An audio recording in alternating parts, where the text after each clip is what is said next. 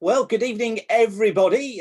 Great to see so many of you here for this evening's My Weather Life webinar. Lucy is here with us as well, and I'm just going to give it a few minutes, a couple of minutes, just to get everybody in. We've got people joining us on YouTube as well, so hopefully you can all hear me. You're all muted at the moment, and cameras are off as well. Always handy just to have that when you start. So yeah, we'll be with you in just a few moments. We're just going to allow everybody to join up. We're just a little bit late, just as we were finalising some tests here. So do just bear with me a moment. If you want to put your cameras on, do feel free, but please keep yourselves muted. That would be handy. And I'm just going to get us onto YouTube as well.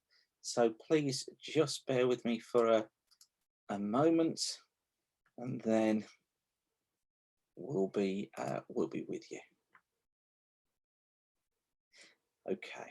And for those of you not used to using Zoom, you've actually got a chat window. If you click on More and click on Chat, you can actually type in there as well in your little chat window that you'll have available, so you'll be able to use that as well.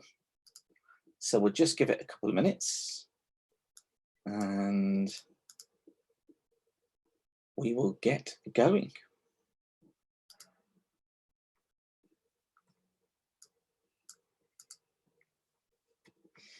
Okay, what would be really useful, everybody, if you could give me a thumbs up, let me know that you can hear me, let me know that you can see me. That would be really handy. Yay, fantastic. That's good news.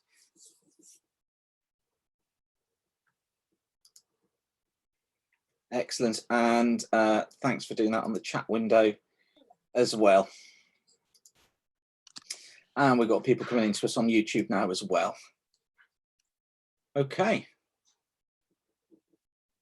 I'm just going to mute myself up for a second, and I will be back in about 30 seconds time, and we'll kick off.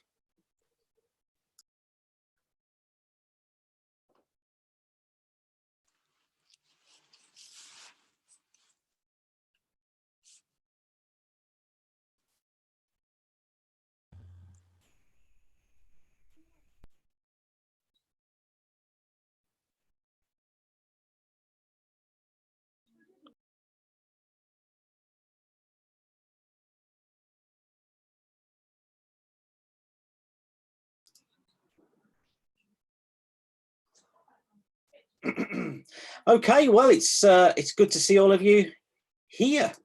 Thank you for joining us this evening, again in this strangest of times. I don't know about you, but I need to get flying. I'm really missing it, and I know you do as well. So hopefully what we will find out this evening from Lucy is her life as a business jet pilot and as a PPL instructor as well. I'm going to get Lucy introduce herself in just a moment. But just to remind you that these webinars that we've been doing over the last few weeks, we've been raising funds for the Big Issue Foundation. And I'm really pleased to say that as part of that, we've raised over £1,500 so far, which is just superb. And I can't thank you enough, those of you who've contributed, and I know many of you have. So I'm going to make a plea again this evening.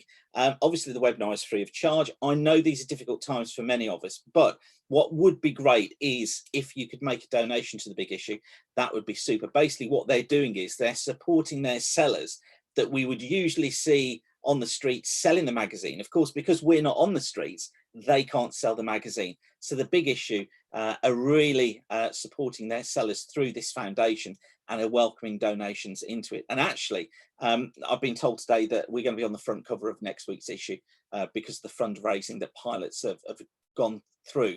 So for GA, a great news story, and I think one that is well worthwhile spreading. You know, while we've been grounded, we've helped other people. So that's superb. So I'll give you the reminder for the link on that at the end. But if you just go to the justgiving.com website and click on Weather School webinar, you'll find that. But I'll give you the link at the end. Okay, without further ado, I'd like to introduce you to Lucy Youdell, who's waiting patiently. Hi, Lucy. Hello. How are you? I'm good, thank you. How are you? Good, yeah, all well here. Thank you very much. Now, Lucy's out of breath because she's just finished doing was it a Zumba session? Yoga tonight, yeah. Yoga. Oh, it was yoga this evening. Oh, right, okay. So you're all chilled and you're all relaxed and you're ready to go. Absolutely. Super. Okay, listen, Lucy, thanks for joining us this evening and for sparing the time to join us. I really do appreciate it. We've got lots of pilots online already. We've got more of them joining us on YouTube, more coming in all the time as well. I guess what I want to find out from tonight is what weather information you're using as a pilot professionally, and also how that crosses over into your career as a PPL instructor. Now, of course, I know you're a professional PPL instructor as well. So when I'm saying professionally, I'm thinking there about your commercial aviation business jet career.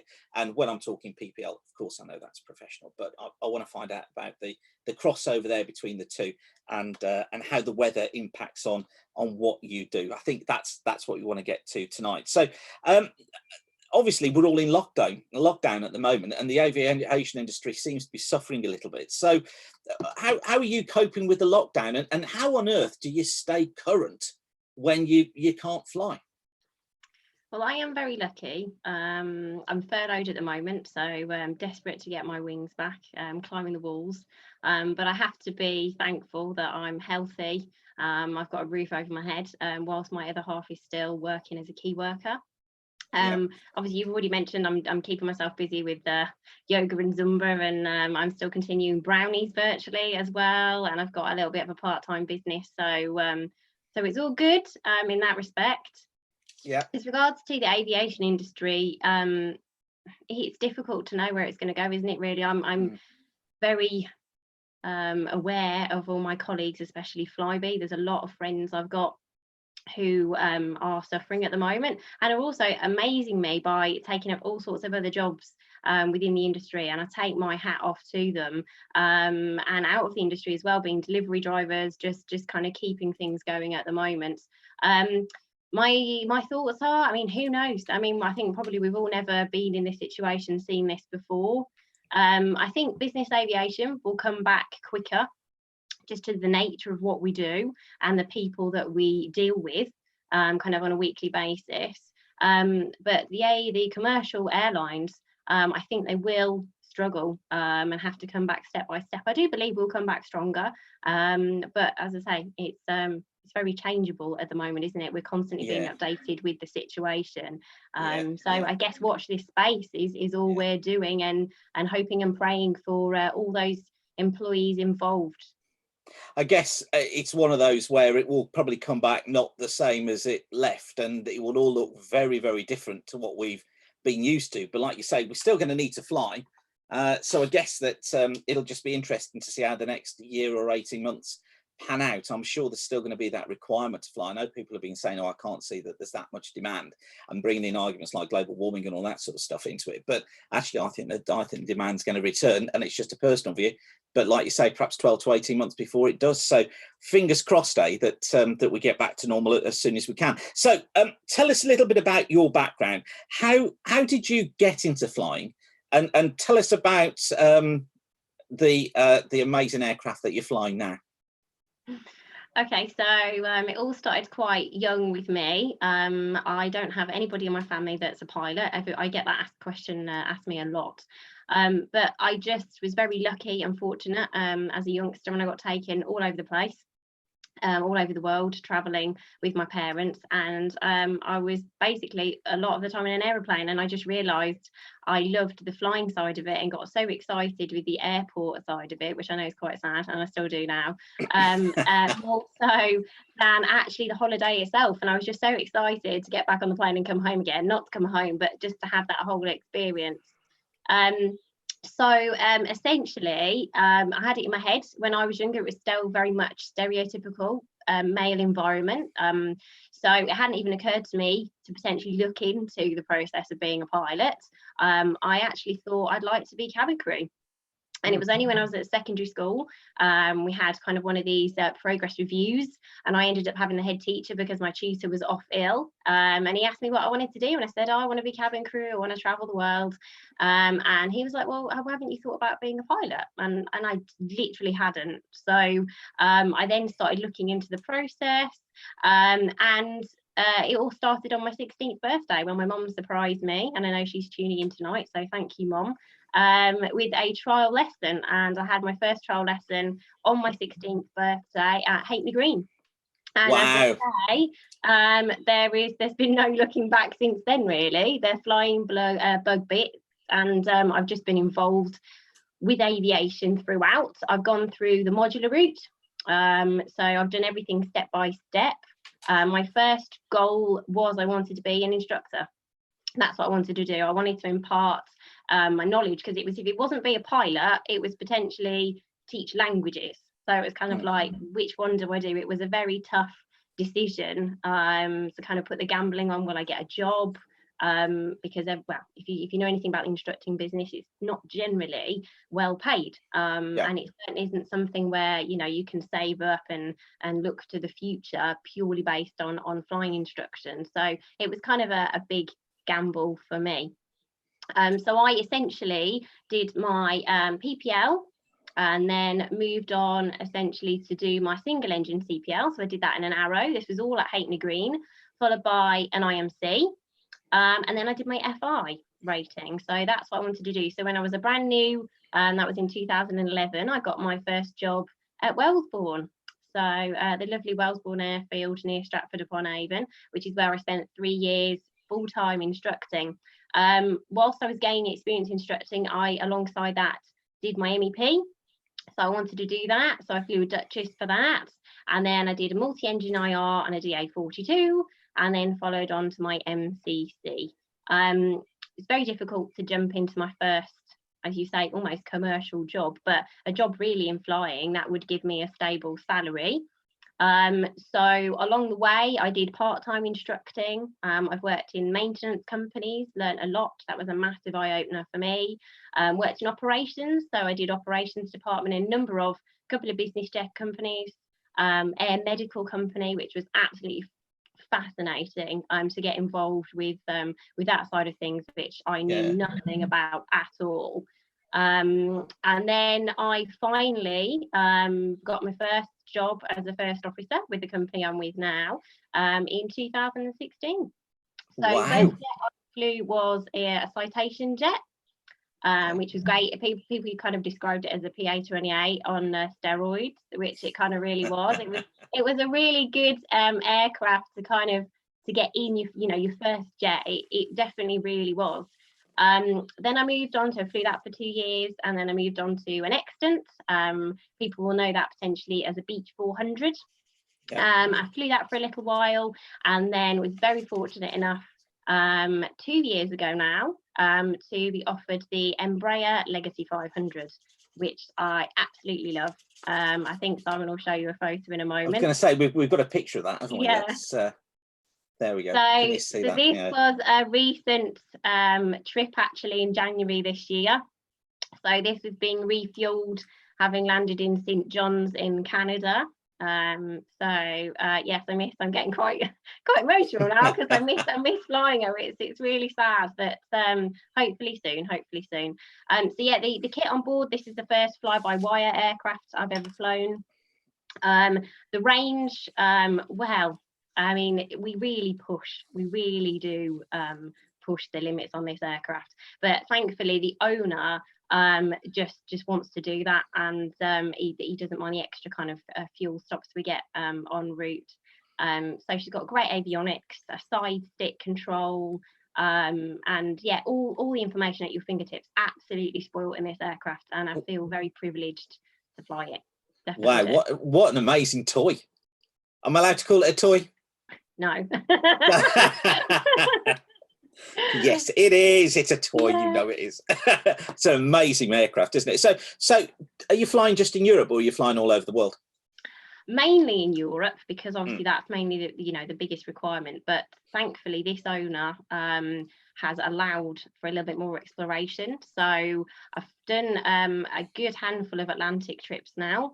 So we've done Cancun, Barbados, New York, and actually coming up to about 18 months ago now, we did the Falkland Islands, which was absolutely incredible. Wow. So Luton, essentially down to Cape Verde, and then across into Brazil in Salvador, stayed the night there, then travelled down to southernmost part of Brazil. And then the next day moved on to the Falklands, and then we couldn't park the aircraft there just purely because we couldn't get back. So we positioned it into Chile. So southernmost part of Chile. So actually we were even further south than the Falklands, and then came straight back commercially. So literally we left Luton on the Friday morning, and then I was back on a commercial flight into Heathrow on the Monday morning. It was, and then we went back out to get it a week later. But that was amazing flying, amazing in South America, and seeing, the similarities, but also the differences in and how they do things, air traffic control, the whole flight planning, and just the support we received actually on the ground from so many people. Great experience. And right, okay, on that picture, this is the weather anorak coming out of me now. So we've got some cumulus cloud in the front there. Had there been a snow shower or passed through, or did one come in? Yeah, they've been quite heavy. The weather was quite interesting, and the forecast, but it was forecast to improve massively by the time we were getting there. And the same for our alternate of Gander, which is a little bit further north, obviously. But thankfully they'd cleared a lot of it. The runways obviously weren't contaminated because we're not allowed to land on that, and it just worked out. But as you can see, the weather they get up there is it's completely different to anything that we're kind of used to on a daily basis in the UK, at least. Yeah, something really interesting on that cloud. Look, you'll have to forgive me because I am just going to go into full weather nerd mode now. Top of that cloud there, can you see all those little bits, that raggedy top? That tells you that the atmosphere is very unstable, and that cloud at any time could precipitate. So that's a great picture. There's a lot in that picture. You see, I'm looking at the aircraft and admiring the aircraft, but then I'm admiring that cloud as well. That's a very good cloud. Great picture, thank you. Okay, so what do you find are the biggest differences between, I mean, obviously, the aircraft straight away, we know speed, but what do you find are the two biggest differences in your two flying worlds, between business jets and light aircraft? Is it chalk and cheese? Are there similarities? What's the huge difference, or what are the biggest differences? Okay, the biggest difference for me, I think that stands out first and foremost, particularly I'd compare to, business aviation to kind of getting in and doing my instruction, is kind of the time that you've got available to you and how quickly things can change. So in business aviation, we never really know until the day, and actually sometimes it has been known in mid-flight to actually change where we're going. So we can go anywhere. We might be going to the Balearics, the next minute we're going to the Alps. We get dictated to by our passengers, and if they change their mind, that's absolutely fine. We'll just ask them to sit in the lounge while we do the replanning, and take them where they want to go. So it very much is obviously high level of customer service, which I would obviously say that I hopefully used to provide and still do in my instructional career. But you have to bear in mind, obviously, the amount of money that's being involved with this, and we have to make sure that we're swift to change things. Whereas obviously more time is available to you to plan these kind of longer trips. That people are very keen to do, which are brilliant to do across into Europe in a light aircraft. The ones I've done, I've spent a huge amount of time planning the different routes, thinking about the air traffic control I'm going to speak to. If they don't let us through, what are we going to do? You've got a lot more time to think that through and to plan it, as it were. Whereas we could literally go anywhere at the drop of a hat. So that's the biggest one for me. So you've got to be across a lot of information, then, haven't you, before you go flying, before you get to work in the jet? Absolutely. And what you've got to bear in mind as well is that when we're making our weather decisions in the air, not only obviously are we doing it based on obviously company procedures and obviously the actual minima that we need to make an approach and obviously to land at our destination, we've also got the people in the back. We've not got a door essentially. So we've got, you know, cabin crew, but they're not going to stop somebody coming in and having their kind of say their 2 pennies worth of where they think we should go and what they think we should do. A lot of the time our passengers are very understanding. Essentially we're there for that purpose and we've got that kind of teamwork going on and keeping them informed, but obviously you kind of, the people in a light aircraft are all in on the plan and you all know what you're doing, whereas you know, things are obviously constantly changing, particularly when we're going the distances that you can see that I've been doing recently, the start of this year as well. So if it's not an impertinent question then, and you can refuse to answer this, if we wanted to fly from the UK, let's say to New York in this aircraft, what's it going to cost to hire the aircraft, or you're not allowed to tell us? To be honest with you, we don't really get told that information. Really? I actually would love to know myself. I just wondered, I know, I really would. So I mean, it's in the money that we can't. Well, I can't afford.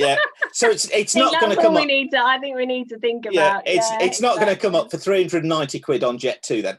No, I mean, just thinking about. I mean, all I'm thinking is that the bills that we have to pay as the pilots, we pay the handling bills. You know, they're in the thousands. You know what I mean? So if you think about that, just the handling, never mind anything else. You kind of racking it up quite quickly there. Right, okay. So I think we can probably safely say it costs a lot of money. So when you get to work, I mean, obviously when I go down the airfield here, we're going to look at forms 2 and 4, 2 and 5. We're going to look at METARs and TAFs, and I like to get myself a broad picture as to what the weather's going to do, as obviously every pilot should. So when you get to work, when you're going to be flying in the jet, what information are you looking at? You know, how do you prepare then for the flight? So what are the main items of weather as well that you're looking for? Okay, so first things we kind of look at the paperwork that's been uploaded. So obviously we don't have necessarily a say so in the routing.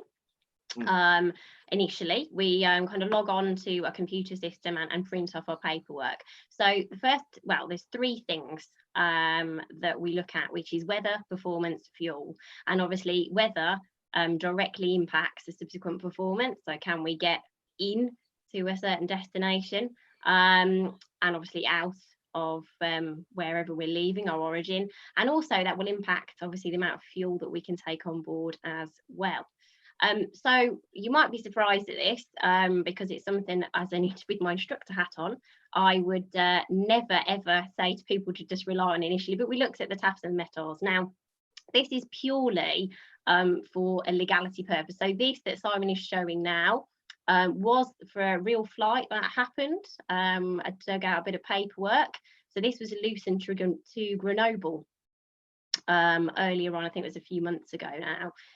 So what we're looking at is the legalities of actually being able to get to our destination. So what we have to think about is the weather going to be at the minimum we require, so the RVR, the runway visual range, all the visibility, plus or minus 1 hour of our ETA. So this is our destination, essentially.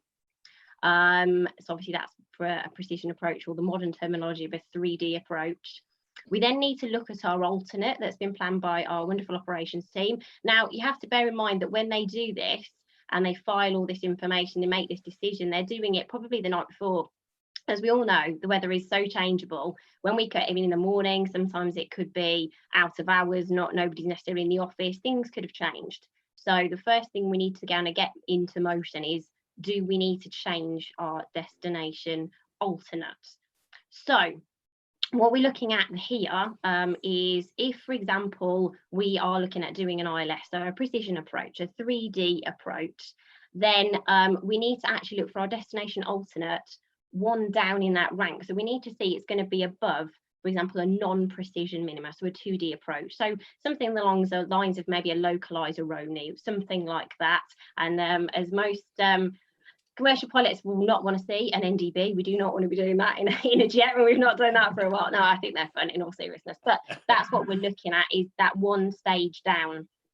And if it isn't, we need to be thinking about, we need to change our destination alternate. So that obviously then links in together the NOTAMs. We can't assume, for example, the ILS is going to be serviceable on that particular day, because if it isn't, we then need higher minima, obviously, because if we're expecting a non-precision, we then have to go down to circling. So it's all about kind of keeping ourselves above board and covering our backs, essentially, as it were. So this is kind of the biggest thing that we want to kind of get into motion. The actual METARs, again, this is probably a bit of a comparison. The main thing that we're looking at really is the runway direction and the wind. Because actually, surprisingly, for our Embraer Legacy 500, that's actually one of the most restrictive things on it. So it's actually got an engine limitation of 25 knots. Okay, oh, wow. So which is quite low if you compare it to a lot of commercial aircraft. So that again is another big thing that we're factoring into our scan whilst we're sat having our cup of coffee when we get into the crew room. So that's kind of thing the ball needs to get into motion. The other thing is, if we are changing our destination alternate, that will affect our fuel, because if it's further away, the way that we have our fuel planning, we need to make sure obviously we've got the worst case scenario. So obviously that will then up the minimum fuel requirements on that day. So they're all very, very much intertwined, and I would have to say whether it is the kind of the big, you know, first and foremost thing that we need to kind of collectively as a crew, as two members, kind of come from our own kind of direction and unify as one and come to a collective decision. So winds are concerned. What about visibility? Well, it is a concern, but we are actually trained. You're going to tell me you don't care, aren't you? Yeah, you're not bothered. We are actually trained, so we can take off in 150 meters. Captains wow. can. Yeah. So a little bit more for first officers. We can do 400 meters, but we both have to do it in the simulator when we actually go for our training. We have to do what's called low visibility procedures, which are counted basically 400 meters or less is counted as low visibility procedures. Now, because I'm based at Luton, that happens quite a lot in the winter. If anybody knows Luton, obviously with the elevation, it's at above sea level. It's very, very prone to its own microclimate and can quite quickly fog in. So a lot of the time, obviously, visibility really isn't an issue for us, because we can go down to something that low. Now, right. Even if that's not forecast, obviously it depends obviously a lot on the lighting, but they always try and catch us out in the training in the simulator. So obviously the lights, the centerline lights on the runway are 15 meters apart, so we're just looking to count 10 lights basically. And if we can see that, we can override what ATC actually tell us, which is very interesting. If we can actually see that, we know obviously their displacement from each other, we can actually continue that takeoff, which is quite interesting. So the main thing for us is essentially the crosswind. Is all we're kind of really looking at, to be honest. And what about icing? I'm just looking there at that METAR for Luton. You know, talking about low clouds, you've got rain. On the Taff, it's talking about heavy rain broken at 800 feet. So what about icing? Is icing a concern? I was looking temperature there, 7, dew point 6.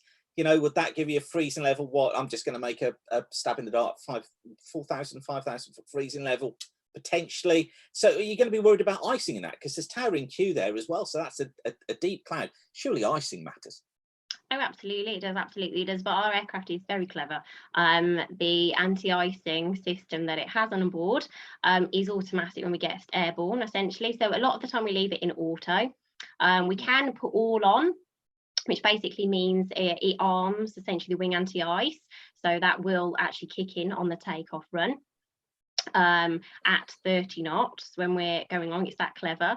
And actually we can also put engines only on, so obviously we can have that to make sure we're kind of keeping everything in the inlets obviously clear and free of ice when we are taxiing. Now it very much depends on if there's visible moisture and the temperature is 10 degrees outside air temperature or TAT.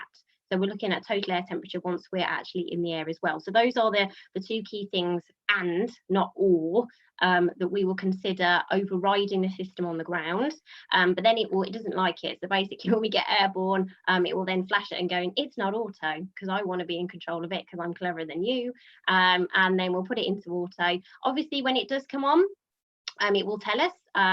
We've got 2 ice detectors on the front of the aircraft which vibrate, and obviously if it's got any sort of icing, it will stop the vibration, which then causes the sensor in the aircraft to say basically icing conditions, and then allow the anti-icing system to come on. We've then got a beautiful synoptic page, because it's all about the visuals on this aeroplane, so we can look through all the systems visually presented. I've never known an aircraft like it. I know I'm raving about it, and I promise I don't work for Embraer, but it's just beautifully presented. I wish I'd actually given you a photo of that, because you can clearly see all the necessary valves.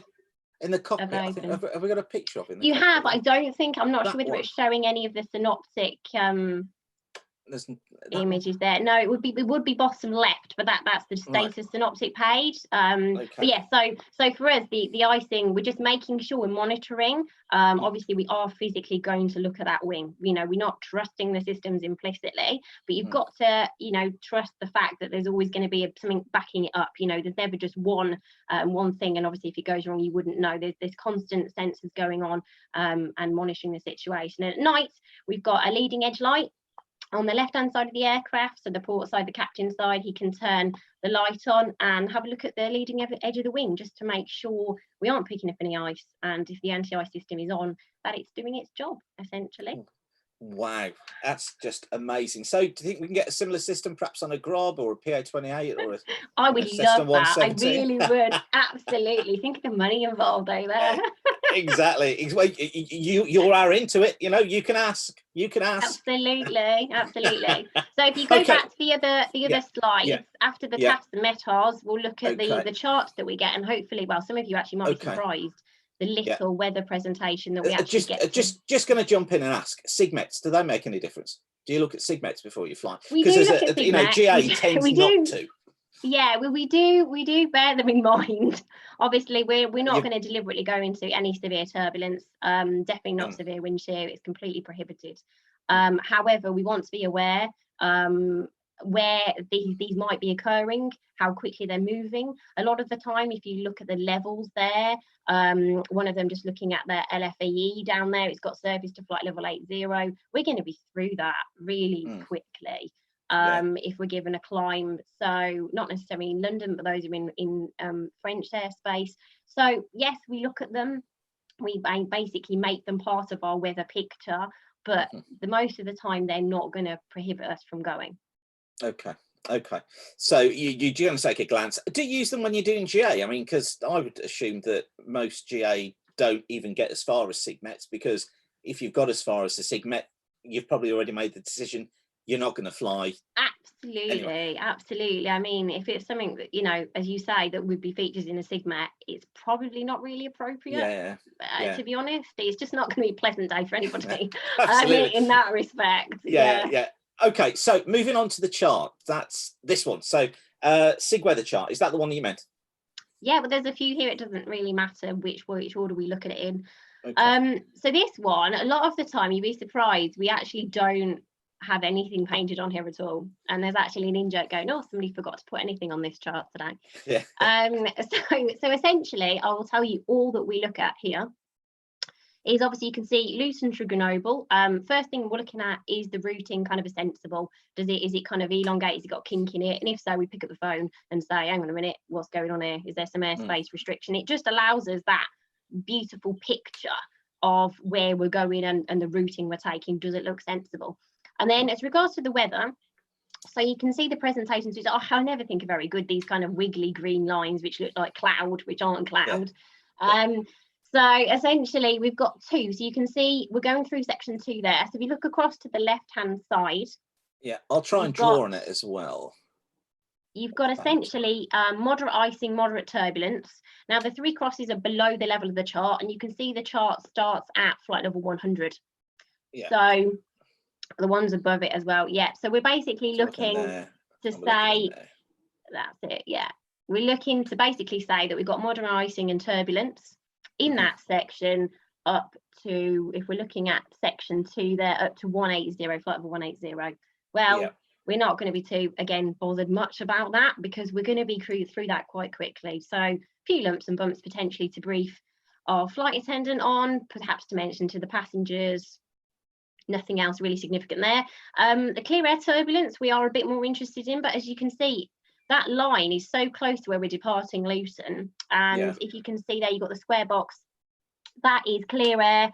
So moderate turbulence 160 to 380. Well, there's no way we're probably going to be above 160 by that time, potentially when we're coming over the channel.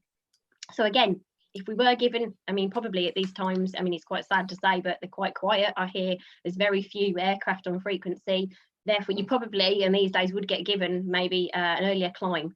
But it's again, we're going to punch through it quite quickly and be away from it on our routing. So very, very little to say on this chart. As you can see, there's not a lot presented at all. No, there's not, is there? There's not. Interesting though, I was just looking, this area of severe turbulence is out here in area, is that area 2 they're calling that? Which of course is where the jet stream is there, which of course is where you'd expect to see, isn't it? Some clear air turbulence in the jet stream out there. Yeah, but like you say, not a lot drawn on that chart, is there? So the amount of information there that you're presented with, like you say, is very, very little, isn't it, really? Very limited, yeah. Yeah, and of course these are they tropopause heights there? Yes, yeah, exactly. Which will match onto when we look, obviously, the next chart. Okay, in a moment as well. Yeah. Let's get onto that one. Just a second. Let me get rid of that, and we'll get to the next chart as well. That one. Yeah, so that wasn't what I was talking about, but we can talk about this one first. How about that one? Yeah. Yeah. To be fair, we just go back to the previous one, because there's not a lot on there, and then this has got the more detail on it. So again, you can see this basically is just the wind we're looking at. So we're just looking at the direction we're seeing. Are we benefiting from a tailwind, hindered by a headwind? And again, just our routing from origin to destination. And it's obviously got temperatures on there as well, but it's quite full. The numbers are quite small. There's quite, a lot on there, but of the same thing. So again, just having a quick glance at it, really looking at what the wind is doing at our level is all we can get from this chart. So the most useful one we talk about, well, I find personally, I'm not sure about my colleagues, but is the next one. This one. So a vertical cross section along the route. Again, it's the same route, Luton Grenoble. So the first thing that we look at, this red dotted line, is the tropopause. Okay, so that's kind of what we're interested in on that day. Where is it, and where is it in relation to our routing, and obviously our vertical profile, more importantly. So obviously this particular routing, so this particular routing today, obviously, because we were only going Luton Grenoble, and by the nature of that length, when you get to know that airspace, they keep you quite low, essentially. So we're not going anywhere near the tropopause there. However, the information I'm getting from this chart, obviously our cruising portion, I'm looking there, the numbers on the left-hand side. So if you look at like next to flight level 240, you've got a 32 in brackets. Okay, so basically it's saying obviously what the temperature should be. So ISA at that flight level. Yeah, absolutely. And as you can see, generally at the start of that, it's 36. So we're looking at potentially, so I'm mostly minus 36, so it's going to be ISA -4. So I like to look at the relationship, and I scribble all over this in relation to plus or minus ISA to give me an idea of performance, essentially. So if we're looking kind of something, okay, it doesn't affect a flight of this level, but if we were looking at something, doing an Atlantic crossing, where we're probably maintaining, or we will be, through those nat tracks, maybe flight level 410, possibly 430, that's when it will definitely be something to take into consideration. We have a maximum SAT for the aircraft, so saturated air temperature of -70. So we have to make sure we're not getting anywhere near that. It is essentially a design, it's a manufactured limit that they popped in there, but we do have to have that awareness. And particularly, actually, in the winter, the colder parts of the year, we have actually requested a descent, because we can see, obviously, displayed in the aircraft, the temperature kind of reaching those levels there. But from here, so obviously no performance issues really, potentially getting up there obviously today, but we could potentially think about the rate of climb washing off. Just again, something to be aware of. It just makes life a lot easier when you're flying, you're expecting it, you're just getting that into your head, you're getting ahead of the game, because there's so many variables and things are moving so quickly, and so many changes that you potentially just want to have an idea and try and get ahead. Also on here, you've got the terrain. I'm not sure how very easily that is presented on this, but you can normally see kind of a coloured in yellow section, so it gives you an idea of the terrain. The descent profile we ignore because essentially that's in the hands of ATC. There we go. Yeah. So you've got down there the levels, and obviously as you get towards the Alps on this occasion, obviously the MSA is going to kind of rise up to meet your profile. And again, it's just about the awareness, but there is a lot more information on this, but as you can see, I've kind of interpreted it myself. I don't know what my colleagues do if they pay much attention to ice. So we normally talk about the trop is the main thing here, because obviously if we're planned at the trop, and a lot of the time we are, it's going to be bumpy. And our role, I mean, although we accept that bumpiness, is we've got to try and make it as comfortable for the passengers. So we're either going to have to request a higher level, or think about, have we got the fuel to kind of maintain a lower level to make sure we're not in the worst of it, essentially. So I mean, you're getting this information on there immediately. I'm looking at it and thinking, well, you've got no cloud information presented, but you've got icing, and I guess you get turbulence information on there too. So your amount of data that you're getting weather-wise, when I'm looking at that and sort of comparing back to GA, it seems to me that the GA data, when you're looking at forecasts for GA, is actually more detailed than the forecasts when you're looking for doing flight in the business jet. Would that be a correct assumption, or do you think it's more different data? What's your take on that? My opinion is, because everything's moving a lot slower in GA, and normally the comparison of potentially, I think we had a chat the other day about these 3 hours of what you could get in 3 hours, 300 miles as opposed to 1500 in the jet. If we looked at the level of detail that GA, and I say GA, we actually get called GA when we go to some airports, so I ought to say light aircraft really. The detail is really, I think it's more valuable, because one, we're punching up above this weather. So a lot of the time, I mean, the actual maximum flight level for the Legacy 500 is 450. So we're above that weather, most of it. We actually even, I mean, quite often we go to at least 41. So, we are still above most of that weather. So for us, the biggest things are departure. As I already mentioned, the wind is a key factor. Also the visibility, though, do we need to take off alternate if we couldn't get back into Luton, for example? And obviously the destination. We need to make sure the chances of obviously getting in there and getting our passengers to where they want to be, at when they want to be, is the more important thing. But the overview of the actual detail, we're going through it. We're just looking at the key elements of what's going to be the biggest kind of threats for us. Turbulence, clear air turbulence, we've already touched on. Cumulonimbus clouds, particularly when we're going in these areas of higher temperature. I mean, obviously Italy, northern Italy is kind of prone to them. Obviously with the lift you're getting off the Alps as well. And all this, kind of comes together to create kind of, as I say, this bigger overall picture. I think when you're actually going to fly distance such as you could do, let's say for 3 hours or something in a PA20 or 152, you do need to look at that level of detail, because you need to understand, well, one, you're kind of more going for fun, aren't you? I mean, you want to enjoy it. You don't want to put yourself in kind of difficult situations. You're just not going to. The flying is probably going to be less challenging. I'm not saying that it's very different. It's challenging, I would say, in a different way in comparing the two. But definitely, I would say the detail required for all the flight is of the same level in light aircraft, whereas our detail gets into specific areas, and others we just need an overview of the key elements and essentially any possible threats and errors. Obviously, as today, we're always talking about threat and error management and throwing it in there before we go flying, and obviously the weather is a big part of that for us.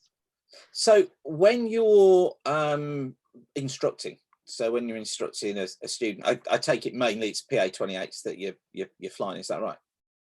152 is a lot of with, yeah, 1 or 2, okay. yeah. So when you're instructing students in the 152 and the PA28, whatever it might be, what are you able to bring to that lesson weather-wise from your knowledge, from your experience that you gain from the weather that you experience when you're flying in the business jet? Well, I think it's difficult to compare the two and what I can kind of bring to it in respect of the lack of weather that you've already seen that we get given. I would say that hopefully the way that I would go about obviously engaging with the student and also assisting PPLs that want any kind of help around the club is to look at that overview, the bigger overview initially, and work towards then to the detail. I think I see far too many people jumping in on the TAFs and METARs, definitely, and just relying on those. And you know, a lot of people forget they're written for those airfields. If you're going to be at somewhere like Wellesbourne, we'll take it as an example, it doesn't have its own published TAF and METAR, so you're looking at a comparison between Birmingham and Bryce, but it's not actually at either of those places.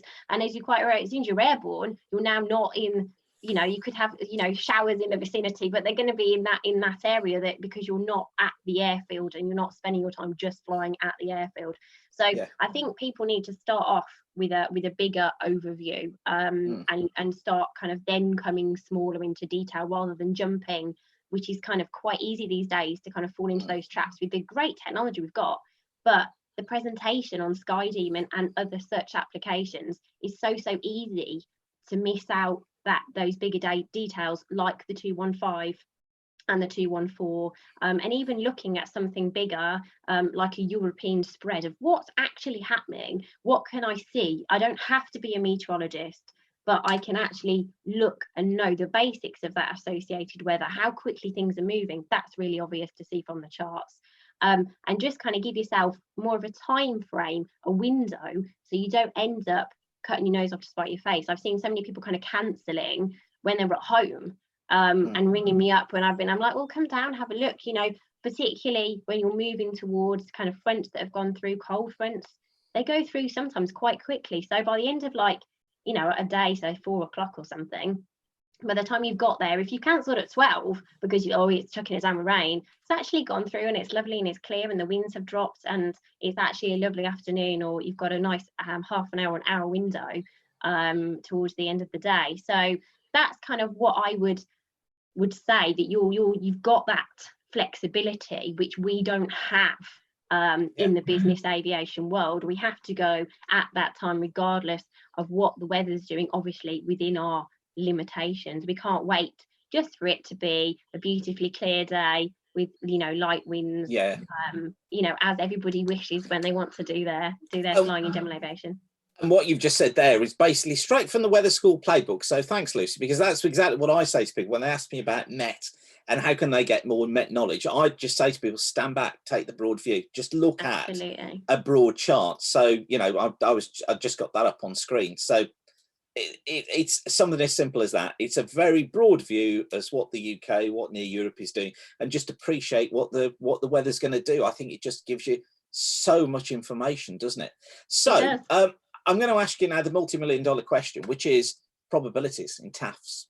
How do you read them? Because this is a question that I get asked at weather school all the time, and those of you who've been to weather school know that we talk about this. So I was just looking on this TAF here. I don't know whether you can see it, whether it's clear enough, but it says there prob 30 tempo, showers of rain, and well, actually that'll be hail, wouldn't it? So hail showers in there, prob 30. So how do you read a prob 30? And I should declare that we did talk about this the other day. So go on, you tell me your take on a prob. I did, but thankfully you did tell me my interpretation was right. So which is you know, quids in. So the way I've always I was taught it, and I continue to teach it, is literally the percentages. So it's prob 30 is 30%, prob 40 is 40%. It's in there because there is a probability. It's probably saying that the prob 30 is slightly less likely, but that's what essentially what it means in that percentage anyway, than a Prob 40. But it doesn't mean it's probably going to happen or it's probably not going to happen. They're putting it in there because they do think there will be potentially that period of where you will get the following weather. So I really am passionate about people not discounting that Prob 30. A lot of people are taught, oh, it won't happen, just ignore Prob 30s, which is in my view, you know, completely wrong. And you need to definitely, especially for light aircraft, because they could be there. There is a 30% chance which, you know, the following weather will happen. And just as a side note, we have to take Prob 30 tempos in if they're in that window of plus or minus an hour of our ETA of when we're actually going to our destination. We do have to take them into consideration. So just kind of a note to think of that, you know, when we're flying around, you know, commercially, we do have to factor them in. So don't forget to factor them in when you're flying around in light aircraft, even more so. Yeah, you see, I have this thing with a Prob 30s, and it sounds like this is exactly how you view them, is that a Prob 30 is only relevant for that airfield, because like you say, the TAF is only for that airfield. It's not for the area around the airfield, and for the next airfield it's for that airfield. So if you've got a Prob 30 chance of a shower hitting that airfield that you're looking for the TAF for, and then you take off from that aircraft, from that airfield, you've gone in your aircraft searching for that shower. So your probability of coming across a shower or a thunderstorm, whatever it might be, has just increased, because unless you're doing circuits, you're going to go out for a jolly somewhere. So this is why it's so important. And you know, I do hear people say, oh well, yeah, Prob 10s, Prob 30s, whatever it may be, I'm just going to not take a great deal of notice. And there's a big difference between Prob 30 and Prob 40. No, there's not. Actually, you're taking off, you're going to go and search for that weather. And I think that's a really important note from the TAFs. TAFs are written by humans. Apps on phones are purely model-based data where there's been no interpretation of that at all. So it sounds like really your use of TAFs is pretty much the same as I would see it. So when you're instructing, what do you think are the biggest weather misconceptions amongst students and pilots in your experience? What's been your experience of that? You know, what do students perhaps find hard to grasp? What is it that they interpret incorrectly, I guess, apart from things like probabilities on TAFs? For me, the biggest thing in regards to students within their training is when you get into the circuit, to be brutally honest, because there seems to be overall a little bit of complacency. They've kind of not really maybe done much armed air flying at home, thinking about what they're going to do. They think, oh, it's the same old thing. In my opinion, you couldn't be more wrong, because the weather is so changeable. You constantly got to be ahead of that aircraft and aware of what the weather is doing, in particular the wind, when you're in the circuit. And I do find that a lot of people haven't jumped onto a 214 and looked at what the 1,000-foot wind is doing to give themselves an idea. Now, we know it's not necessarily going to be exact. We know it's not, you know, you can't do it to the knot, but hopefully, well, most people can't fly to a knot. If you can, you're a better pilot than me, which I'm sure you all are. However, you need to take that picture. So the way I would, and always have done, teach circuits is kind of imagining that you're chucking a paint underneath the aircraft, and regardless of what the weather is doing, in particular the wind, you still want to paint that same shape, that same rectangular pattern around the airfield every single day you do circuits. So you've got the kind of biggest awareness. So the kind of tip from me, and to kind of enforce that in the training that I've done, is to sit back and actually get students to brief me. Get on that whiteboard and tell me, draw the wind, have that idea in your head on every leg of the circuit, the crosswind, the downwind, the base, and final. Now, people normally remember it on final because obviously they're aiming for the runway. So they've got that in their head, even though they try and fight it and correct it all the time. Yeah. But I know that feeling well. Exactly. So if you embrace the knowledge that's at your fingertips and pre-plan, you're already a step ahead of the aeroplane on the ground before you've even gone up. Now, a lot of people get frustrated with themselves, and even when they're focusing on the landing. Now, a good landing, especially when you're learning to land, comes from a good, stable approach. Okay, you're very, very unlikely, can happen, but it's very unlikely to have a decent stab at landing if your approach is unstable. And a lot of the time I see approaches unstable because of the wind. That comes at the forefront of their mind. That's what's completely clouding their vision, the fact that we're not flying straight at the runway. And I think it's maybe because, okay, we know we can't see the wind, but you need to see what it's actually painting. And little tools, kind of like I've shown people, so I've had kind of little apps running in my pocket to show people when we get on the ground, well, this is actually what you painted, because we didn't kind of pre-plan. Now, it's not saying you're going to get it perfect, but let's try a heading on the first section we go around, and then once you've landed, okay, think, right, okay, I looked down on the ground, I was drifting a bit, so, and you make a change and you improve, and that's what we want to see, the reaction to that weather. And it will just make your flying so much easier if you have that respect and that knowledge, you know, in regards to the circuits, in regards to wind. And I just see so often that's just completely ignored. I don't know about you and your experience in your PPL training so far, Simon. Yeah, I've noticed. Do you know what? I'm going to put my hands up to it as well, because I think one of the things is that, isn't it, that as a student you get so fixated on what you're going to be doing during that lesson and what you're going to do during the circuit, and you're remembering your bump fidges and all that sort of stuff, and planning before you go flying, that sometimes something as simple as 1,000-foot wind can just slip away. And I have to say, very often it's only because I've studied it as part of my profession early on that morning, let's say, before I've gone flying, that actually then I recall in my head, oh, that was what 1,000-foot wind was doing. So I think that's superb. And like you say, you know, whiteboard or even a piece of paper before you go flying, just write down what the wind is doing at the airfield, even before you get there, because that visualization is then in your head and it's still there even when all that busy time whereas you're preparing for your flight comes in. So I think that's a great tip, Lucy. If you want to ask any questions of Lucy, by the way, do feel free. You can put them in the chat window, or if you're on YouTube, use the chat window on there, and I'll put them to Lucy. And if you want to ask all on the audio or on camera, please feel free. Let me know, and I can unmute you, and you can ask Lucy a direct question. Catherine Spence has asked, how do you deal with unexpected weather? Now, I don't know whether that means in the business jet or whether it means when you're instructing or when you're flying for pleasure. I guess cover a bit of both, Lucy, but Catherine Spence says, how do you deal with unexpected weather? So I guess weather changes as well, isn't it? Yeah, absolutely. Okay, first of all, a little bit of kit on board the aircraft, because I think maybe we were going to touch on this generally, what weather information we have access to when we are airborne. Now, again, because this jet is so amazing, we have everything at our fingertips.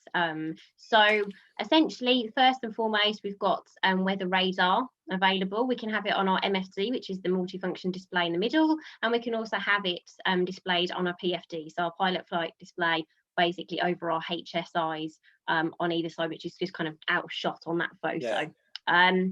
So in auto mode, a lot of, I will be honest, when I flew the CJ, a lot of the radars aren't great. They're not very good at getting kind of decluttering ground as well. So you kind of, particularly flying at night, and you think, well, is that the actual town that is coming up there, or is it actually some weather? So what is great about this design, in auto, it pretty much does everything for you. So it's got a multi-scan weather radar up to 320 nautical miles ahead of the aircraft.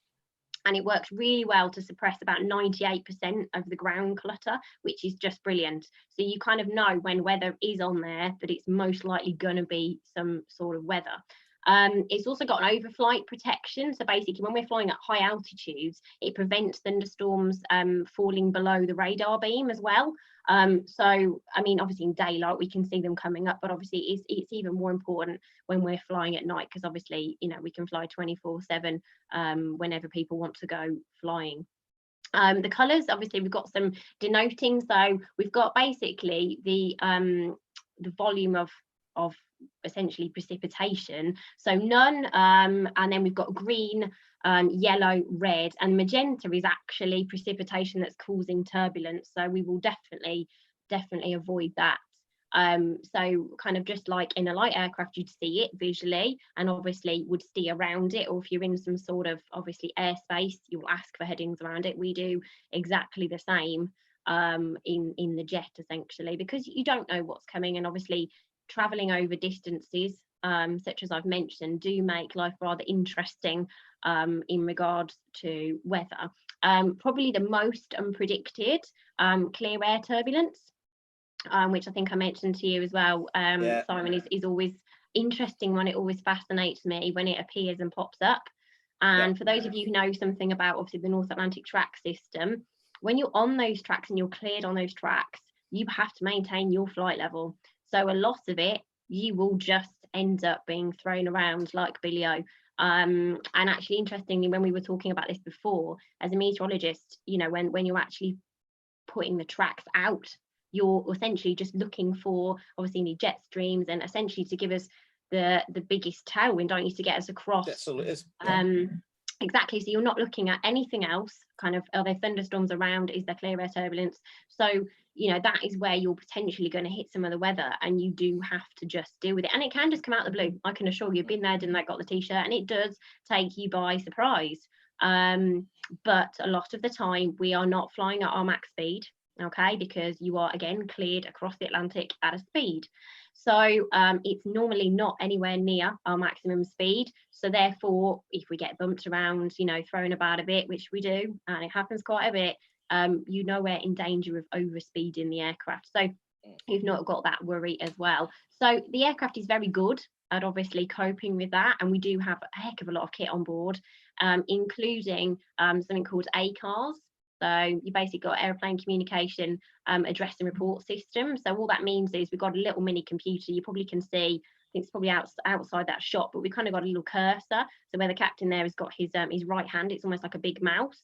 And we can essentially send for the weather. What's great is I can already plan my arrival into like Nice before I've left Lucerne, because I can already get the ATIS. So sometimes some airports are already displaying their ATIS through this system. A lot of airports aren't, and we're always very excited when we're like, yes, it's got a D by the ATIS name. So if you've ever wondered that, if you looked at any plates and you look D-ATIS, it means that you can get a data link ATIS, which is great. So you can pre-plan. It's all about getting ahead.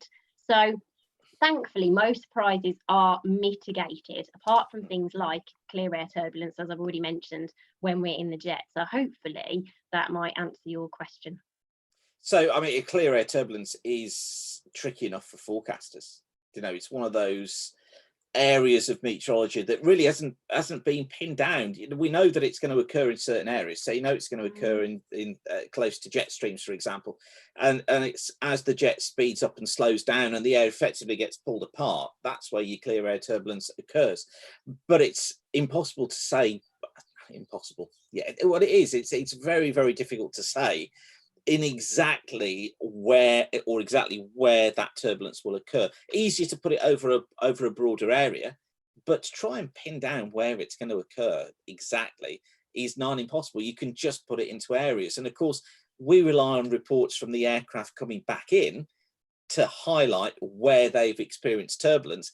That data then feeds into the Sig Weather Chart, so that's then feeding into that chart, but only by a human forecaster, not necessarily anything picked up by the models. So it's kind of a two-way thing there. So at least though, you've got some, where's the picture there? You've got some data, as you say, the precipitation is going to try and indicate where that turbulence is. At least you've got hold of that, haven't you? Now, Colin has asked, if Lucy did her PPL before her CPL, how different were the Met exams between the two? A big difference, I would say, in terms of detail. Is that correct, Lucy? Yeah, I mean, I have to say this was a while ago, but I have to say you're asking me to pull out my memory here. I remember in the loft. In the loft, I've got a whacking great Met folder for my ATPL exams. So the level of detail was incredible, and the volume of things that you've got to kind of regurgitate. But the format of the exams are exactly the same. You've still got multiple choice. It's just a lot bigger scope to kind of cover, is all I would say from memory of the comparison of the two. Yeah. And it is, isn't it? I mean, you there's a lot more on climatology. There's a lot more on the workings of the weather. It goes into far more depth. Somebody's actually said on here as well about forecasting. How accurate and reliable are the forecasts that you receive in your professional life. That was from who's that from? That's from Tom. So how accurate are the forecasts that you receive in your professional life? Well, You've got to be careful. Yeah, you have to be careful. You have to be careful. I mean, obviously, we're not using your services. I think if we were using your services, they would be a lot more accurate. Oh, Lucy.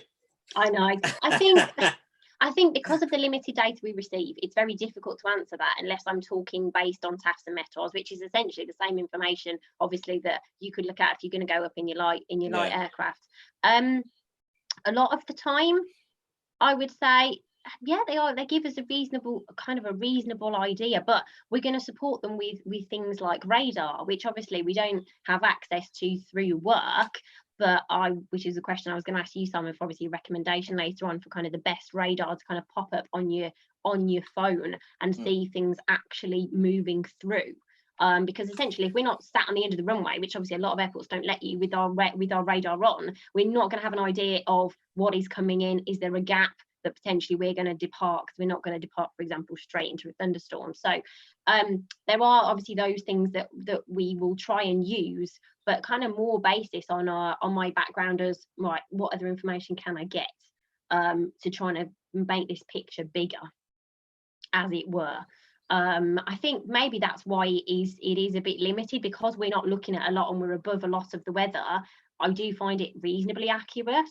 I think maybe sometimes when there are a lot of clear air turbulence and jet streams forecast, it isn't, because I'm expecting, and we brief passengers, and normally it's always the wrong way around. You always say, oh, it's going to be really, really bumpy, you're going to need your seatbelts on, and then it's like flat calm. Yeah. And then when you say it's going to be, oh, it's going to be lovely, it's going to be such a smooth flight, and then you get thrown around like nobody's business. So I think that kind of comes into the elements of weather that you find as meteorologists difficult to predict. Yeah, we absolutely. Also find difficult to receive, because we're kind of, that human part of us, we kind of expect, right, okay, we are going to expect that there are jet streams, it is going to be bumpy as we're going through and as we're climbing out above them and descending back through them. But as an overall picture, I would say, yes, I mean, I think we would find it quite difficult if we didn't mitigate, which we always do, which is why, as I mentioned briefly, the minimum we need a destination alternate. The forecast has to be, above a certain value for us to be able to continue and make sure, obviously, we're not going to get into a situation where we can't land at our destination at our alternate, and that's kind of the bigger picture of fuel planning and the overall weather that's happening in that day, if that kind of answers that question. I would have thought, and this is just my opinion, I don't know what you'd experience, but I would have thought that the upper wind forecasts, so something like those at flight level 250, they're going to be pretty accurate, and the temperatures are going to be pretty well spot on, because models are excellent at predicting wind direction, speed and temperature at high levels. Yeah. What they're not great at is predicting where the turbulence will be in those areas. So it's the detail within that is what the models can't handle very well. And then I would have thought as well that the accuracy, although they are way more accurate than they were, because forecasting improves all the time, but TAFs, because you're dealing with so many different elements of the weather and you're trying to get the timing on there as well, they're subject to change way more than these upper air wind charts. That would be my reading of it, because models are so good at producing this stuff. Actually, it's the detail low down that models aren't as good as, although they are good, they're not as good at making accurate predictions as this higher level stuff. I would think that's probably the way I'd read it. It's similar to 2 on 4. So 2 on 4 for the winds is actually very accurate. But 2 on 5, because you've got so much level of detail in the weather and in cloud bases and all that other information that you're trying to get in there, that is still accurate, but you're trying to get so much data into that chart, it probably isn't as accurate as the wind forecast, because the wind forecasts are basically model produced. And the 2 on 5 is one of the reasons why I sort of go on about SKU-T so much, because they give you such a level of information, again, on top of what the 2 on 5 and on top of what the TAFs are doing. It's just gathering that extra level of information. So I'm pleased that you think that the forecasts are accurate anyway. And now Martin says, I'm going to single engine turbine in the next 12 months. What advice would you give in terms of weather and flight planning? It depends if you're doing your own. I'm very interested if you're doing your own flight planning with there. I mean, the levels that you're going to be flying at. Now, I'm assuming that Martin is, and Martin is a graduate of weather school. So I'm assuming he's going to be doing his own flight planning. Well, do tell us. We'd love to know if you are actually doing that. That's great. But the thing is, you're going to be flying in a lot of the weather. Those levels where the jet can penetrate and get up, up high above a lot of the weather. You are going to be flying, in a lot of it. So I should have said, Lucy, Martin's flying a DA42. He's got a PPL, an ME, and a DIR. Perfect, brilliant. Yeah. I think I just broaden. I think people are quite nervous, regardless of your experience, of trying to kind of expect to know all the weather, and I think we have to kind of remember that we aren't meteorologists. We're not trying to be. We have to, on the weather presented, make a sensible judgment based on experience, and also not just using one source, which is my biggest bugbear of jumping straight into the TAFs and METARs.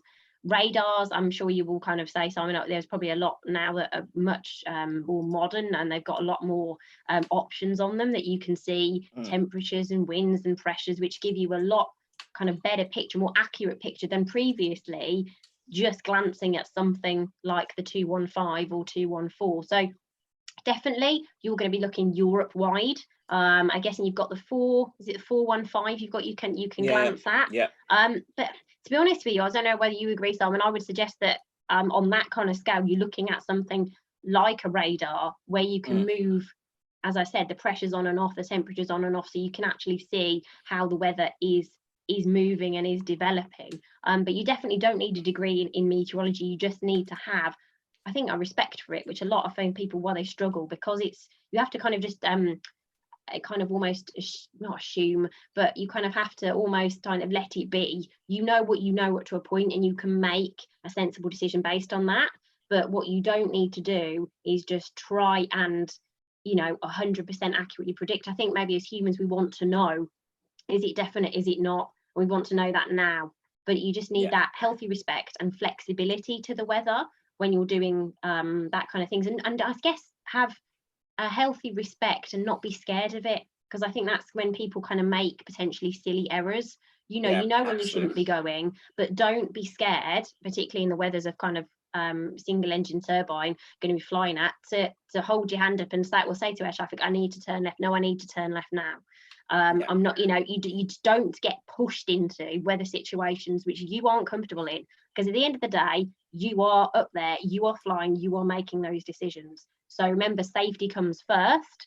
So if you don't like something, turn around and go back. It's not a failure. And I think people need to know that, and actually you've got more guts about you to turn around, or for us to sit on the ground and say, no, we're not going. And we ring the company and go, we're not going, we're not happy with that. We're waiting until the wind dies down, or we're waiting until the visibility improves. And I think for me, that's something you need to bear in mind, and not have these nerves attached to it. I think it's that thing, isn't it? You're in control, and absolutely, the one thing that frightens me more from weather school and doing weather schools, and very, very few people have ever said this, although they repeat the story of others who have, is when they say, "Oh, go on, we'll go and give it a go," and to me, that just sends shivers down my spine, particularly when it's things like formation of fog, or even worse, thunderstorms. I think if you're of the point of view of, oh, we'll go and give it a go, the answer there to you straight away is don't go, and don't get pushed into going by anybody else. Obviously, as a weatherman, I throw my hands up to this and say that probably I do err more on the side of caution, because I see what the weather can do, and I see the power that's there, and how lucky people are in missing weather situations. But I think if you're having that conversation in your head of, I'm not sure whether we'll do this, or go on, let's just go and have a look. I don't think that's a absolutely. And as an instructor, very much when you're making that decision for students at the start, I have to say, you are kind of worried, about what they'll think of you. Do you think they think you're going to cancel all the time? But in my mind, I've always taught everybody, and I will always maintain, if there's any doubt, there's no doubt, you're not going. And for me, also you're looking at the benefit to the student for that actual, what they're going through that particular moment. If you're going to go up on a high pressure, another big misconception, as we know, high pressures, as they obviously mature and they're around for longer days, visibility gets much worse. A fine for those instructors that you've got good anchor points, you could maybe pop up and do a trial lesson, something like that. But for actual navigation, it is really awful, and you can actually end up kind of scaring yourself, to be honest, where you sat on the ground thinking, oh, it's a beautiful day, isn't it? Great day for going flying. So you've got the vis, and then you've got thermals. So, and all of a sudden it's almost like people forget and don't have that appreciation. They get airborne, and then they, as I say, they scare themselves. But if it's not suitable for what we want to do, you're not going to get there, any quicker by rushing it and scaring yourself. And, potentially you might not get up in an airplane for a few months. I just think it's really important to kind of sit back and don't be scared to say no. Yeah, absolutely. And also you said there about the vis, going up in the vis. Of course, an easterly is the classic situation for that, an east to a southeasterly wind, where you get this deterioration of visibility day on day, and the visibility reduces. And easterly flows are very scrappy in the UK. So you're going to get turbulence in an easterly flow most of the time. If you've got a wind speed above sort of 10, 12 knots, you're going to get turbulence at all, well, up to 5,000 feet, I normally visualize it as. And once you're beyond day sort of 2 or 3 of the high pressure, that visibility is going to reduce significantly anyway. This year's been slightly different when we've got an easterly wind, because of course we've not got the industrial areas of Europe producing as much pollution as they do. But generally in a normal year with an easterly coming in from Europe, you get a lot of pollution feeding in all the time. Visibility reduces day on day, and what looks like a reasonable day on the ground here, when you get up there, is not going to be great. Like you say, that's definitely one to be watching out for. So I'm conscious here that we're over an hour in, so we'll wrap it up soon. But just a question I've just had from Richard Simmons, which says, weather forecast dependability question, Lucy. Has there been a trip where the forecast weather has deteriorated such that a diversion was required, only to then find that the alternate was unsuitable too? And what happened next? So did you have to divert and then find that you couldn't divert, and then what was the decision?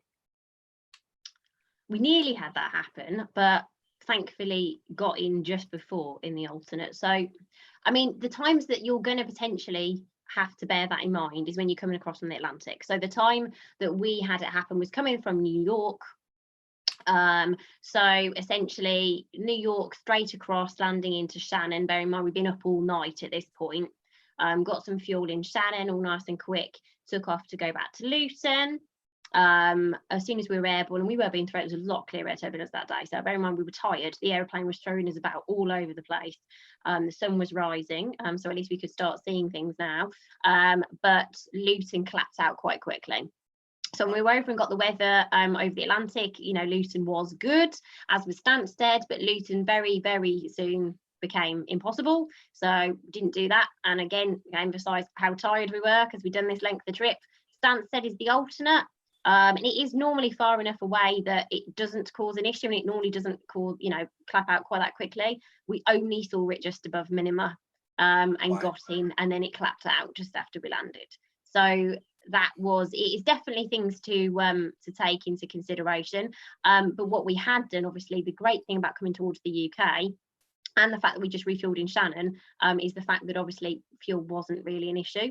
So we had plenty of time, and that's the most important thing for me in light aircraft or business aviation. You've got enough fuel.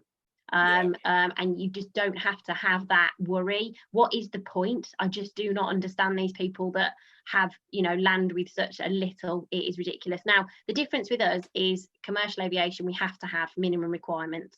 But as I say, the good thing is that we've got lots of places open. Now, obviously, we were coming back and probably landing about 8 o'clock in the morning. So obviously lots of places. So we tend to look at places further away. So for example, Birmingham.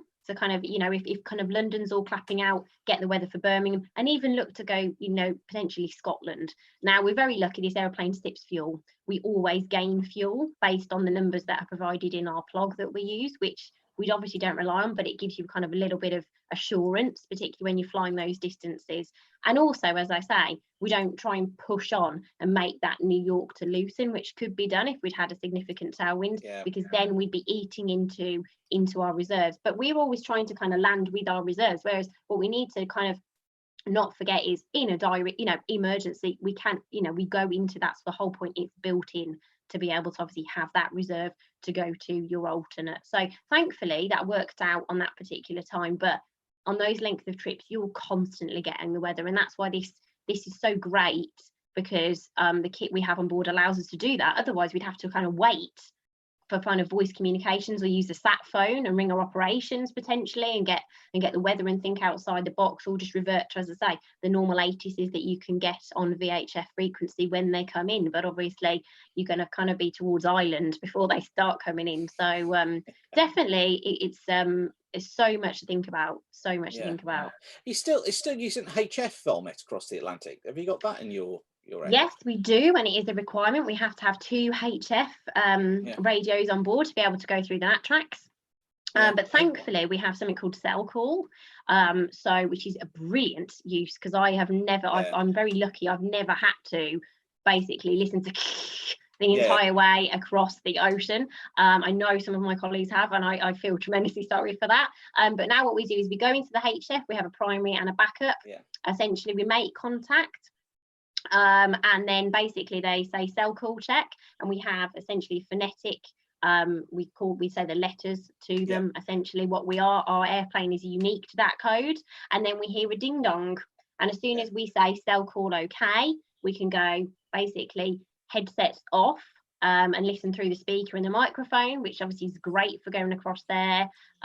Or potentially you could obviously just leave your headset on, and we then go to 1, 2, 3, 4, 5 fingers, and obviously that's great for weather information from other jets that are ahead of you, and then can provide, you know, instances of clear air turbulence, for example, so you're prepared, so you can prepare your cabin, you can prepare your passengers that it is going to get bumpy in however many miles. So we do find that very useful.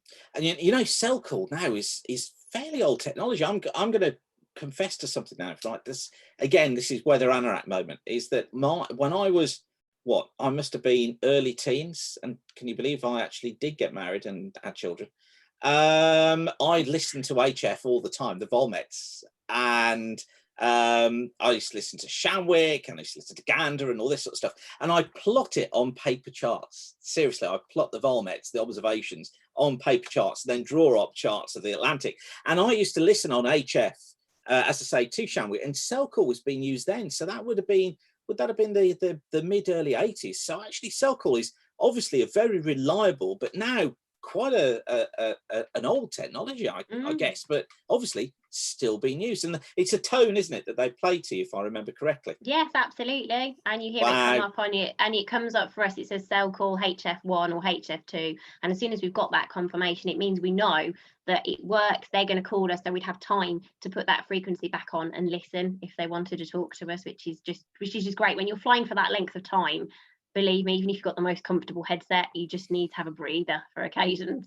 Wow, you see, most teenagers were under the covers with the headphones on when the light was meant to be turned off, listening to radio stations, and there was me, I was listening to HF and Volmets.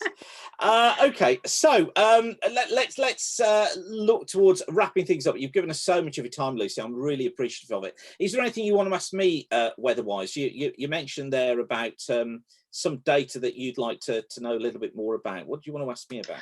Well, essentially your recommendation really for a good application, I suppose, that you could get on your phone, because obviously that's the most useful thing that I would have around me when down route potentially, but kind of an accurate, not necessarily rainfall radar, but any other kind of maybe lightning kind of fronts that would show maybe just half an hour behind and kind of the next hour or so that would move quickly, because there are so many out there. It's a minefield, and I think it's really important for us, and I don't know whether it's used as much in commercial aviation as it should be, just so we can have like a bigger picture of what potentially is going on, and any gaps, more importantly, for us to depart in, essentially. Well, the one site that I find very, very useful and is very reliable, and many people have seen this, is this one. This is windy.com, and it's quite intense, data intense, so you have to be aware of that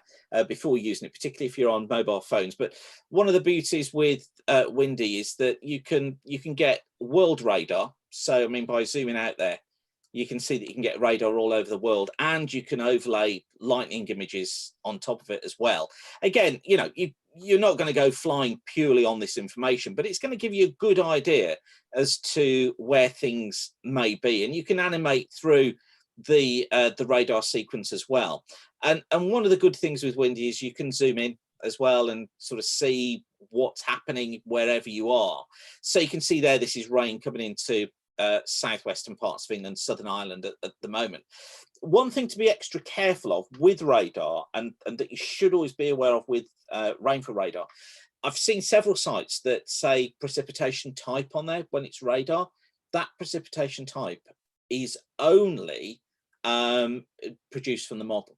So effectively what goes on is that the radar will compare with the model and decide whether that would be sleet, snow or rain at that area. Now, on many occasions, it is going to be rain, sleet or snow, but it's just really worthwhile noting that that takes away from really what radar is, because what we're looking at there with radar is actual data. So it's real data. But when you're looking at something that is trying to say whether it's raining, whether it's snow or whether it's sleet, you've just got to be really aware that that data, that forecast data, is coming from a model, not purely from the radar. So for me, actually, Windy has a lot of information in there that is very, very useful, and that would be at the moment my site of choice for planning when I've got good access to a broadband connection. One of my old favorites as well is weatheronline.co.uk. That's another great one to go and look at, because Weather Online has a heap of information available, and it's well worthwhile just spending the time having a look around at Weather Online. But that's another good site. But those would be the two that I would recommend. As you know, we've had this discussion before. I'm incredibly wary of apps, because most of the time apps use exactly the same data source. So most of the time it's the GFS that they're using. So it may be presented in different ways on different apps, but the fundamental data source still remains the same. So you absolutely should not go flying on what your app is telling you. You must do your own planning. And this is not to Lucy, because obviously she does do her own planning, but it's really important when you're going to go flying, you don't do it on an app. Just don't do it on the app.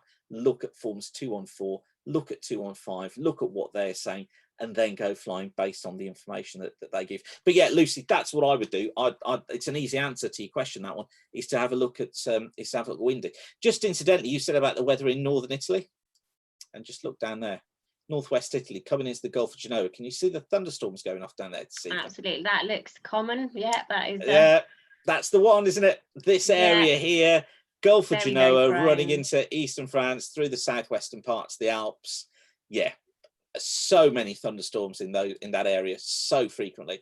And if anybody's doing GA and thinking about going into sort of France, the Alps, northern Italy, just be very, very aware of being caught out in this area, because when I'm dealing with pilots who are being caught out, very often this is the area in Europe where they get caught out. Absolutely. So, I just would say you always have a backup plan, as any aircraft does, whether you're in a glider or you're in, a 747. You always need to know what if all the time. Yeah. Don't be complacent, I guess, with the weather. Absolutely. Listen, Lucy, it's been fantastic of you to give us so much of your time this evening. Thank you very much. Good luck with lockdown. Hopefully you'll be flying again soon. Any word on it? Any inside information you can give us, or are you still waiting to hear as well? No, I'm just waiting to hear.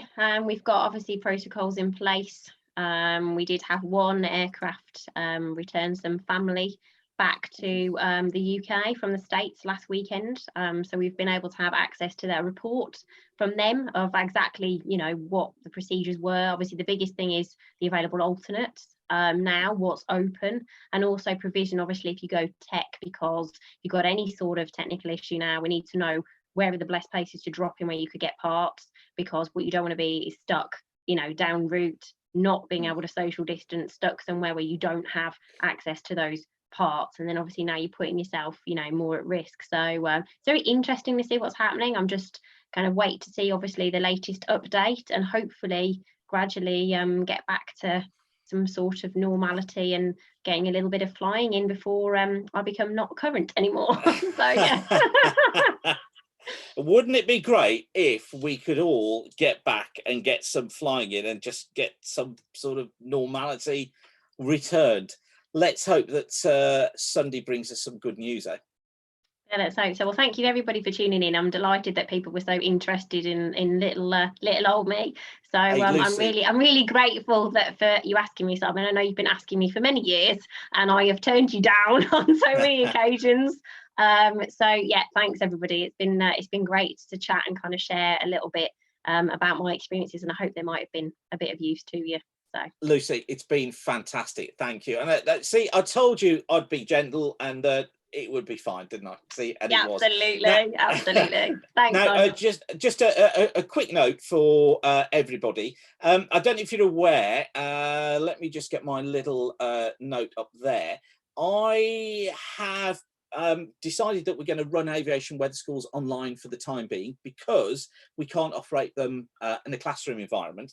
So we're running the first one this weekend, and we've split them into 2 sessions. So they're going to run on 2 Saturday mornings.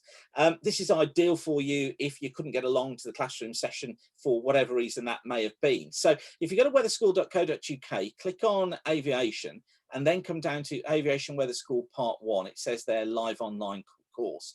Click on that and it will give you all the information about our courses. As I say, this weekend's course is full, but just click on the email over here and that will enable you to put your name on the list for when I announce the dates for the next course. It's exactly the same as the classroom-based course. I present it live. We limit the number of participants. We've got great interaction going on, but obviously until we can do our classroom-based courses, then this is the way that we're going to do things, and that course filled up within an hour.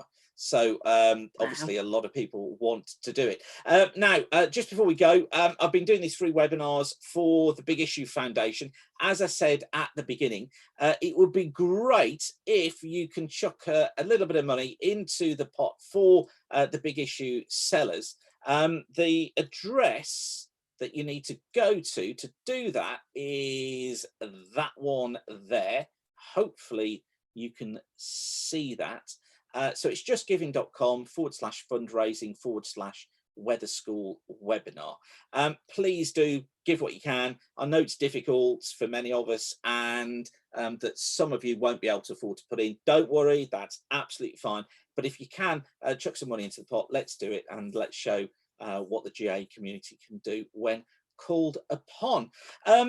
Okay, listen, thank you for watching again. It's been so good to see so many of you online this evening. It's been so good to see so many of you on YouTube as well.